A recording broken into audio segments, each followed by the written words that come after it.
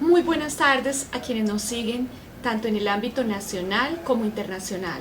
Les habla Sandra Lorena Flores Guzmán, estudiante de Maestría en Gobierno de la Escuela de Gobierno Alberto Lleras Camargo de la Universidad de los Andes. Esta transmisión se realiza desde Bogotá, Colombia. Antes que nada, agradezco a la Escuela Superior de Administración Pública por este espacio al cual me han invitado para socializar una propuesta que sin duda tendrá resonancia tanto en el ámbito doméstico como regional supranacional. El objetivo que nos convoca hoy es hablar acerca de un proyecto de investigación en curso que tiene lugar en el marco de un ejercicio académico de la maestría en gobierno, prácticas de accountability social en el marco del Tratado de Cooperación Amazónica. Este es un proyecto que a título personal realizo bajo la dirección de Andrés Hernández Quiñones, docente del CIDER de la Universidad de los Andes, y de Enrique Perusotti, docente de la Universidad Torcuato Di Tella de Buenos Aires, Argentina. El propósito de esta investigación es responder a una pregunta puntual, y es, desde el marco de acción regional de la Organización para el Tratado de Cooperación Amazónica, ¿qué estrategias pueden implementarse para fortalecer el accountability social y finalmente fortalecer la preservación del ecosistema cuenca amazónico?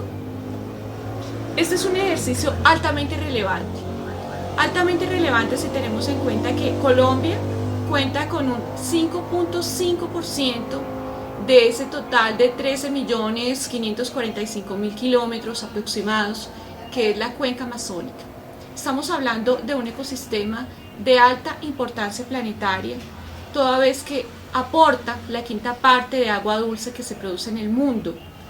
Tiene el bosque húmedo tropical más grande y por consiguiente cumple con una función climatológica sumamente importante.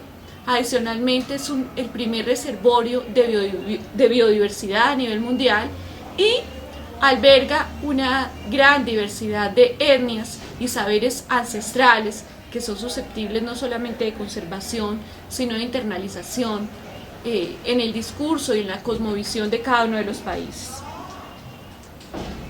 En atención a la relevancia de este ecosistema, en el año 1978 se suscribió el Tratado de Cooperación Amazónica. Este es un instrumento de cooperación técnica regional que tiene por objetivo emprender acciones conjuntas entre los países miembros para garantizar la preservación del ecosistema cuenca amazónica en diferentes ejes. Estamos hablando pues de un tratado que tiene en la agenda regional supranacional 30 años y que está integrado en la actualidad por Colombia, Venezuela, Ecuador, Perú, Bolivia, Brasil, Guyana y Surinam. ¿Qué podríamos decir en términos de la teoría que respalda este proceso de investigación? Hablar de accountability social puede parecer un poco abstracto. Cuando hablamos de accountability, habitualmente nos referimos a procesos de rendición de cuentas. Sin embargo, el proceso de accountability social tiene una diferenciación muy importante. Recordemos cómo en términos de O'Donnell se habla de una accountability vertical que en su versión minimalista equivale al control que los ciudadanos ejercen sobre la gestión de un gobierno a través del voto. Es decir, que la gestión de los gobiernos exitosos es premiada mediante el acto del sufragio y de lo contrario pues hay una modificación en las preferencias electorales. Esto va muy de la mano con la teoría del voto económico. El accountability horizontal es ejercido por las agencias o los organismos legalmente facultados para ejercer una veeduría en el nivel regional, local, nacional de los diferentes países. En el contexto nuestro estaríamos hablando de la Contraloría. A nivel internacional el término genérico es de entidades fiscalizadoras superiores, es decir, todas las entidades que cumplen con este propósito.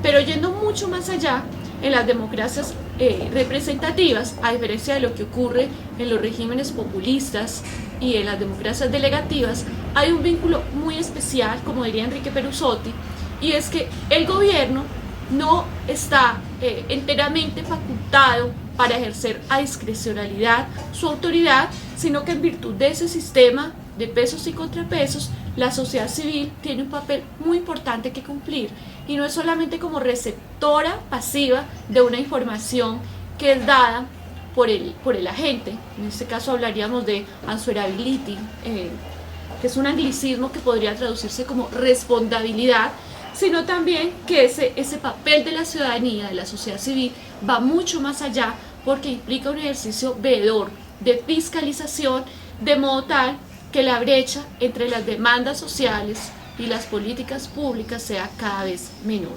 Y esto obviamente mejora la calidad de la gobernanza y la calidad de la democracia. En esta charla vamos a hablar a grandes rasgos, primero, de cuál sería la dimensión del problema ambiental del cual estamos hablando. Segundo, vamos a hacer una breve reseña de lo que ha sido la evolución del Tratado de Cooperación Amazónica.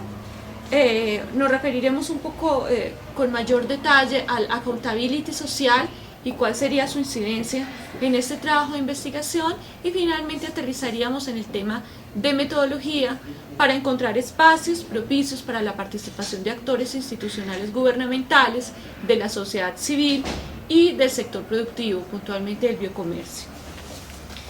Nos estamos enfrentando a un problema que es de larga data y es el tema de degradación ambiental.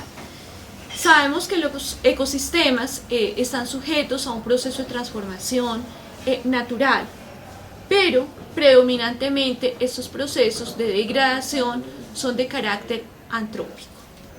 Tradicionalmente se ha hablado de que todas las acciones antrópicas o la intervención humana tiene que ser de carácter degradante o degradativo sobre el medio ambiente, y no necesariamente. Los estudios han demostrado que esta estructura, la evolución de los ecosistemas, no necesariamente es lineal, y que de hecho hay como unos paréntesis en donde hay degradación por la acción antrópica, pero también estos procesos, estos periodos pueden ir sucedidos de unos paréntesis de restauración o de rehabilitación del ecosistema, siempre y cuando estemos en adherencia a un concepto de desarrollo sostenible. Y aquí vale la pena enfatizar un poco cuál es ese concepto de desarrollo sostenible. Es interesante cómo las definiciones que se han generado concluyen en que desarrollo sostenible es cuando se habla de un uso adecuado de los recursos que garantiza la satisfacción de las demandas sociales sin que eso implique un riesgo para la sobrevivencia de las futuras generaciones.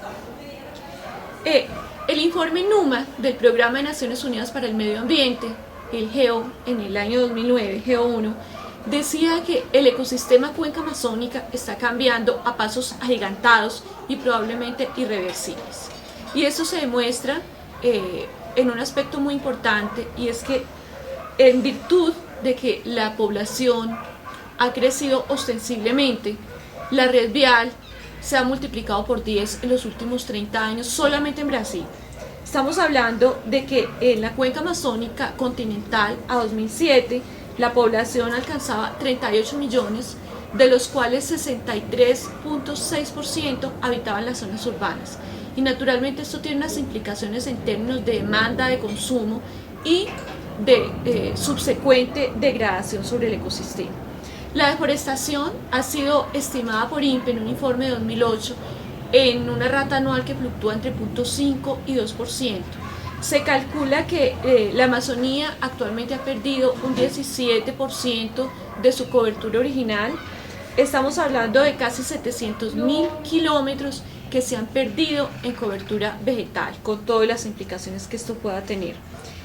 Sinchi además afirma que de este porcentaje aproximadamente un 40% se ha generado en los últimos 20 años. Pero adicionalmente el ecosistema afronta otras pérdidas y otras amenazas importantes. Uno es el tráfico ilegal de especies, que agrava la pérdida de biodiversidad, tanto vegetal como de fauna. Hay que hacer aquí un paréntesis, y es que no sabemos exactamente la riqueza con la cual contamos en Amazonía. Estamos hablando de que aproximadamente un 10%, de acuerdo con el informe del Instituto Humboldt, de las especies que existen en esta región es objeto de clasificación. El 90% no sabemos qué tenemos. Es muy probable que allí tengamos toda una farmacia vegetal muy importante para el mundo. Adicionalmente hay otros fenómenos que tienen un potencial impacto en términos de degradación. Uno de ellos es la expansión de la frontera agrícola, porque los usos del suelo han cambiado con el tiempo. en la medida en la cual los asentamientos humanos se han multiplicado, el uso intensivo de ganadería que ha llevado a una deforestación importante, los cultivos ilícitos que obligan a hacer fumigaciones con los efectos tóxicos que esto puede tener sobre el ambiente. Aquí en este sentido ha habido mucha discrepancia, no sabemos exactamente si ha sido exactamente el fungicida que se utiliza para erradicar los cultivos, o el asperjante, que es como una especie de excipiente o vehículo que permite que el principio activo esté presente. Lo cierto es que esto implicaría un uso de principio de precaución en este sentido. En otras palabras, la mayor parte de los fenómenos que se han evidenciado tienen un origen antrópico, tienen un origen acarreado por la acción humana, y por consiguiente es allí mismo donde se encuentra la solución. Pasemos a la segunda parte, el Tratado de Cooperación Amazónica. El tratado se firma en 1978 y sin duda es un paso importante porque entre el 78 y los primeros años de la década de los 80 hay unos consensos importantes, se consolidan unas voluntades políticas en torno a la adquisición de responsabilidades frente al ecosistema. No obstante, hay que hacer claridad en que en la década de los 80 hay unas recesiones importantes, hay una recesión económica importante en el mundo y hay una debilidad en el diseño institucional que se convierte en el foco de atención de la agenda pública, por lo cual en ese momento Amazonas no es la prioridad. Es decir, que en la década de los 80 no es mucho lo que se logró avanzar en la implementación del tratado. De rescatar es que a finales de esta década se crea una más, que es como un cuerpo de universidades que desde la academia y desde el saber técnico científico propende por el hallazgo de estrategias para la conservación del ecosistema. Y hay un número significativo de universidades de cada país que aún hace parte de esta organización, que tiene su sede en Belém, Pará, Brasil. Entre 1989 y el 94 se da la segunda etapa de OICA, de acuerdo con lo que dice Araníbar Gaviria. ¿Y de qué se trata esta etapa? Básicamente de una consolidación de compromisos políticos, de una revisión de agenda y de la búsqueda de unos instrumentos de consolidación democrática. Esto coincide con la creación de CAN y de Mercosur, que fueron instrumentos muy importantes de integración regional. Es muy interesante la visión que propone el embajador Mauricio Dörfler, quien en la actualidad se desempeña como director ejecutivo de la Organización del Tratado de Cooperación Amazónica, quien plantea que es muy complicado no hacer unos cortes en la historia de la organización del tratado, pero que indiscutiblemente es un hecho que durante esta primera etapa el foco en la agenda pública no estaba centrado en la preservación amazónica y que más bien los intereses tenían un corte economicista de corto plazo. Bueno, es interesante cómo hacia el año de 1998 se decide en un acto de madurez organizacional, de madurez del tratado, crear una secretaría permanente con sede en Brasilia, que es esta organización, para que se logre una mayor articulación y una mayor visibilidad de esos objetivos que se han trazado desde el tratado, ¿sí?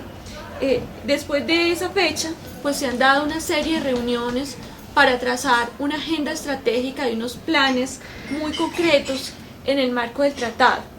En este momento, la agenda estratégica 2008-2012 de la organización tiene unas coordinaciones temáticas que son 5 y hay un interés muy importante en los siguientes tópicos. Primero, en el desarrollo sostenible, en el uso sustentable de los recursos naturales. Segundo, en el ejercicio que se hace desde los pueblos indígenas. Lo tercero, que es supremamente importante, es el tema de gestión de salud. El cuarto es el tema de los movimientos sociales, y allí decíamos que los pueblos indígenas juegan un papel muy importante, y hay otros temas como son la gestión del conocimiento, el intercambio de información, la infraestructura, y esta infraestructura no está dada solamente por transporte, sino también por el tema de turismo, el fortalecimiento institucional, financiero y jurídico de la Panamazonía continental.